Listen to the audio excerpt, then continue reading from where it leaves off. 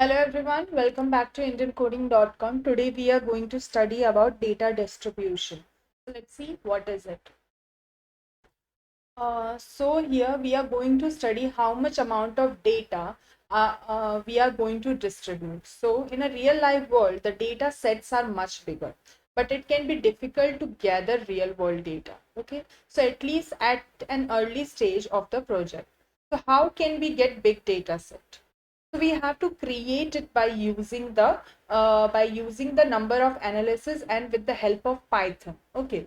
So to create a big data set for testing, we use the Python module NumPy, which come with a number of method to create the random data of any size. So by using the NumPy method, you will be able to understand how to create the data set of any size. Okay.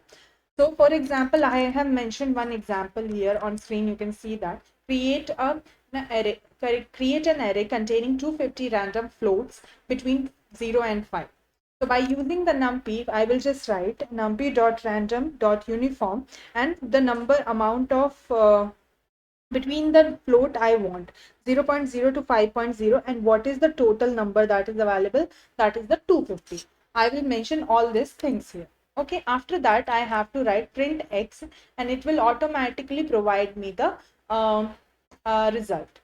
So once let me just write it here, and then after mentioning the all terms, let me check it. Plot by using the plot hist x comma y, it will provide me the graph here. Okay, so let me show you on screen. You can see that I got the result here. So that is how you need to create it.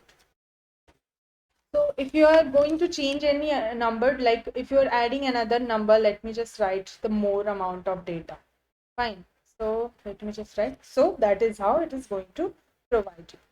So I hope you understood that is how you need to work on. You should know the normal syntax of it and you will automatically able to understand. So you can just write it on your notebook by using, you just pause this video and write it on your notebook. You will be able to understand.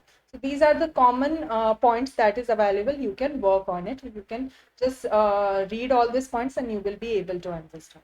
So that's all for today's class. Thank you so much.